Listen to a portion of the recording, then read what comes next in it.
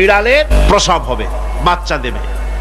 বিড়াল তখন ঘরের মধ্যে পেরেশান হয়ে ঘুরতে থাকে, একটা নিরাপদ জায়গা খোঁজে।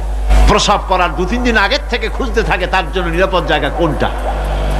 এরপরে খুঁজতে খুঁজতে প্রসবের দিন সে সত্যিকারের ঘরের মধ্যে সবচেয়ে কোনা কানা জায়গা যেটা, সেই রকমের একটা নিরাপদ জায়গা সে বেছে নিল। এরপরে বাচ্চা হলো। বাচ্চা হওয়ার পর এই বাচ্চার উপরে কেউ যেন আক্রমণ না করে, শত্রু যেন তার জায়গাটিতে না আসে, এই জন্য বাচ্চাটার ওর তো হাত দিয়ে মায়ের মতো কোলে নিতে পারে না, সে আস্তে করে ঘাটটা কামড়ায় ধরে যাতে করে বাচ্চা ব্যথা না পায়।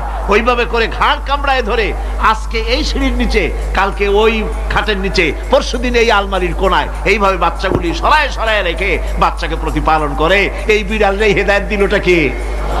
যিনি দিলেন তার নাম রব, তিনি হচ্ছেন রব্বুল আলামিন। সন্তান প্রতিপালনের ব্যবস্থা শুধু দুনিয়ার মানুষকেই দেন নাই, প্রাণী জগৎকেও দিয়েছেন। সুবহানাল্লাহ।